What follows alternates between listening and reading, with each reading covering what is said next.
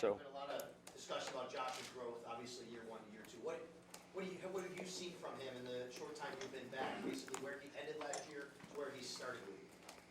A lot. I think from year one to year two for any player is a huge, usually you make a big jump because there's so many unknowns when you come in here. You can talk to these young rookies that are going through rookie meetings and they don't know their way around to a Tim Hortons or,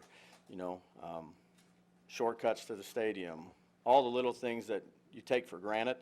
It's all new to those guys. And then on top of that, you're playing a pretty difficult position, both physically and mentally, and you have so many things growing through your head. I was just talking about this to Tyree after practice the other day. You got to lead, and you got to do this, and you got to do this, and heck, some of these guys can't even get the play call out just yet. So Josh's understanding of what we try to do here, and his input too. It's a give and take. I got a lot of respect for him, and really appreciate coaching him. He's grown mentally, physically, off the field, on the field as a leader. And again, it's a short time. We've only had 3 OTAs, and back to phase one, he's been really helpful for all the new guys, whether it's the rookies, whether it's the guys we signed, trying to build relationships with them and grow off the field as well as on the field. Brian, as much as you can, providing detail, what's the approach like for year two versus the rookie in year one of Josh Allen? What are now that you have had a whole year of him, and specific things maybe you will address with him? Sure. Well, you got to think too. Back last year, Josh was taking reps with the threes a bunch, and then he was taking reps with some of the twos and some of the ones, and to build camaraderie and consistency, particularly in the passing game, you'd like to throw it to the guys you're going to throw to as many times as you can. So I think having him out there obviously is very helpful because he's going with the ones for the most part. And again, we don't have a depth chart, but the guys that he's working with, some of the new guys like Smoke and Zay and those guys, I think that's really beneficial for him because he's taken reps with a lot of guys that he'll be working throughout with the summer. Brian, how much does a quarterback in his second year need to take more command, add to that the presence of leadership and adopt that to build upon, after swimming through his first season? How much does a quarterback need to do that, and how much do you need to see that from him? That's the nature of playing that position, is going out there and able to compete at a high level and also being a good leader, whether that's, again, off the field or on the field. And Josh is going to lead how Josh leads. I don't think you can take any cookie-cutter example of leadership and say this is the way you have to lead. I think Josh is a good leader. I think the guys, and you can ask those guys, but I think they respect both his work ethic and his ability and his command in the huddle. We just got to keep growing that and building it with him. But he's done a good job. We see, because go ahead. From what we see, we see this, shucks, I just want to win kind of guy, which is the way he's been, for mostly that. Have you seen him change and maybe hone his message in some ways? Well, that's a good thing to have, is just a win method. You want that from your quarterback. But his preparation habits, even how he is around the building with all facets of the building, from the training staff to the cafeteria workers to the people in the weight room to the equipment guys, it's not just the players. He's quote unquote the face of a franchise. And there's a lot that goes with that, particularly when you're a young guy and picked as high as he did. I think that his mindset though is to get better every day, and he's got a good leadership, good ability. He's a good guy to work with. I'm happy we have him.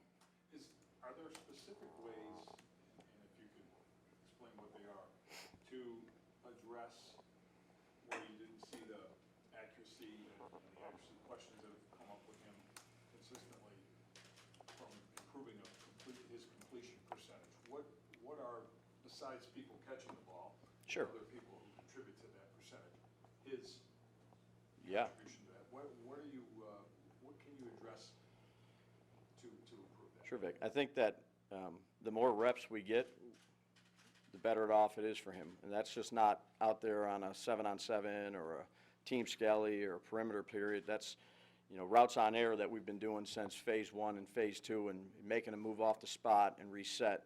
Ball location on, underneath throws where we got a better opportunity to catch and run. And it's not just catching the ball for the skill guys, it's making sure the skill guys are in the right spot doing the right thing when they're supposed to do it too. A yard off here or there can be a big difference in a throw. So, we've been working on it. Josh has been working on it very diligently along with Matt and Tyree, and, we'll keep at it.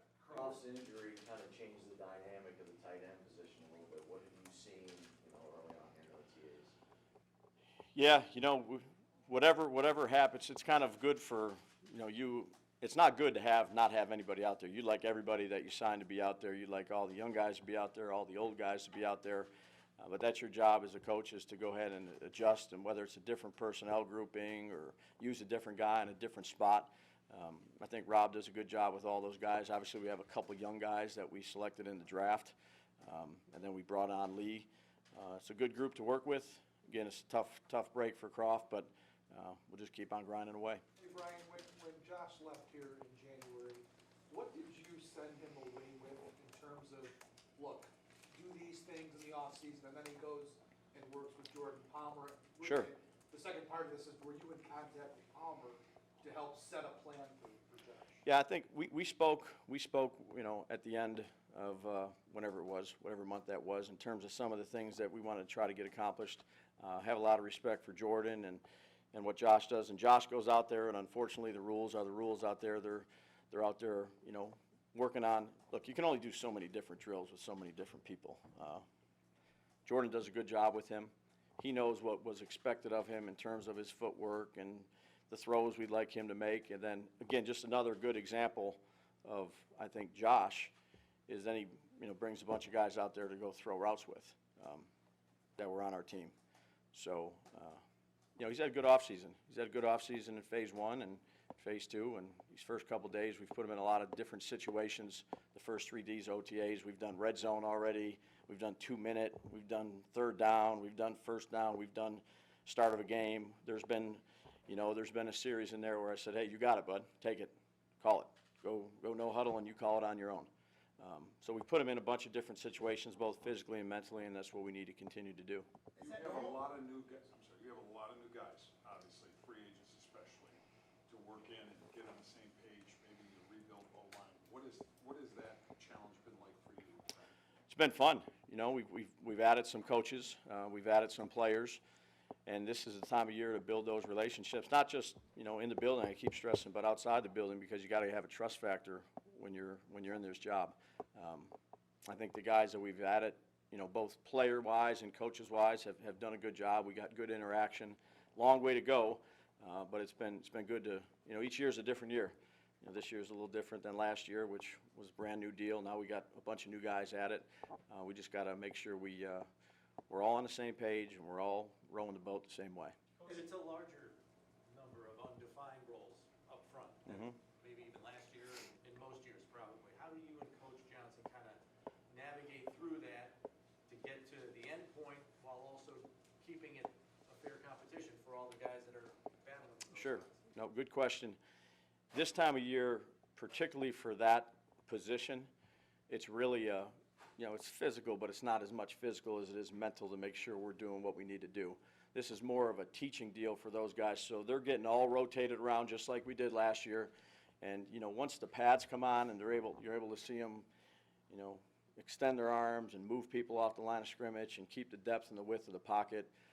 Right now, it's just you're teaching the system, you're implementing it, you're moving guys in different pieces, you're seeing how they communicate one another. And then once the pads come on, I think that's a better time to really evaluate that spot. Knowing how committed coaches are to the calendar, so to speak, when you get to camp, do you and Coach Johnson kind of already have in your mind's eye when you want to try to get those roles solidified so you can just Sure. go? Well, I think the earlier the better, but you don't want to push it to where you don't have the exact answer that you think is best for the football team. So it'll all play out, but obviously the sooner the better. So you got a cohesiveness working together with those guys, because that's an important aspect to it. And what is Josh and Mitch Morse doing to at least try to build chemistry now, knowing Sure. you guys can't practice Yep. Well, there's a lot of communication that goes on in the meeting rooms, and I'd say Mitch is out there with the script, watching practice. They're talking back and forth. But again, it's tough when you're not out there actually physically doing it and getting the reps. But as much communication as we can encourage between those two guys, that's important. Along similar lines, you don't have Cole Beasley working right now either, but in your offensive scheme, Brian, this guy has been a true producer in that slot. He's just one of those guys that can find the holes. In your scheme, how important is it now to have gotten a guy like him to throw in there this year? Yeah, he's a good player, and that's, I think, again, Brandon and Joe and their staff did a really good job of both free agency and in the draft. Again, you love him to be out there and to be able to throw with Josh, but the slot is it's a tough spot to play inside, and I think Isaiah and Ray have done a good job here. But it's a tough spot to play. There's a lot of moving pieces that are going inside with backers and drop down guys. It's like playing inside in the interior part of the line versus playing outside, where you basically got a defensive end or you got a corner. You need really good instincts. I think at least the guys that I've been around that have been successful in the slot have really good instincts, good short space quickness. He falls into that category. I don't know how much personal coaching experience you can draw from on this issue, but rebuilding a line, which again seems pretty extensive just based on what we assume. What do you draw from and have you dealt with anything quite like that? And there are those who say, well, it could take, upwards of I've heard coaches say this, Jim, half a year or whatever of the season to get the line on in sync. How do you wrap your head around all of that? I think you give them as many reps as you can. Those guys meet a ton, and Coach Johnson and Heff and Wendy have done a good job with them. You have to be a physical player and move people off the line of scrimmage, but you have to be a player that communicates well, particularly from inside out, so everybody's on the same page. You give them as many reps as you can. You go through it in training camp, and you get going again with that. And to the question earlier, the sooner you can get that kind of ironed out, the better off it is for all five of those guys. But how training camp goes, it's such a competitive deal, and you give guys reps, and they're competing with one another. So it will be fine. Coach, going back to what you said about Josh and how much you put on his plate of going through red zone, you've done 2 minutes. Would you say that's normal this time of year to have done all that already? I know last year you had a rookie quarterback. Sure. And with Tom, you might have done all this stuff, but I even noticed you guys were wearing headsets last weekend on the field. Yeah. During OTAs. Are you ahead of where you would normally be because maybe the roster can handle it more?